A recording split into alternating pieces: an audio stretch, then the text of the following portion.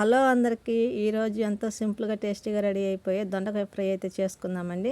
So దానికోసం ముందుగా నేను ఒక అరకిలో దొండకాయలు అయితే తీసుకొని ఇలా చిన్న చిన్న ముక్కలుగా అయితే కట్ చేసి పెట్టుకున్నానండి. ఇప్పుడు ముందుగా ఒక కడాయి అయితే పెట్టుకొని ఒక 3 టేబుల్ స్పూన్లు లేదా 4 టేబుల్ స్పూన్లు ఆయిల్ అయితే వేసుకొని పోపు దినుసులు అయితే వేసుకోవాలండి. ఒక రెమ్మ కరివేపాకు, కొంచెం పోపు దినుసులు, 2 ఎండుమిర్చి వేసుకొని బాగా వేయించుకోవాలి.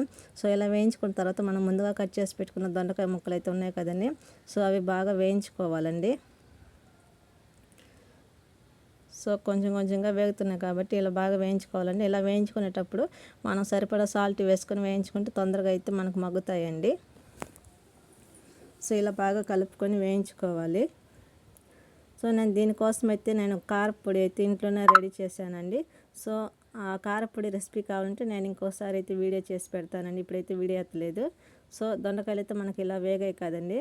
సో చూడండి, ఇలా వేగాయి, ఇంకొంచెం క్రిస్పీగా అయితే వేగాలండి.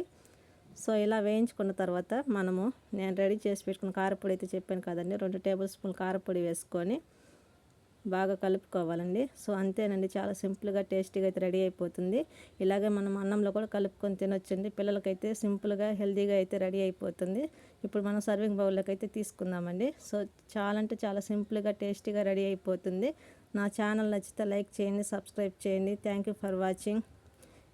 ఇంకా వీడియోలు కావాలంటే నా ఛానల్ సబ్స్క్రైబ్ చేసుకోండి. Thank you for watching.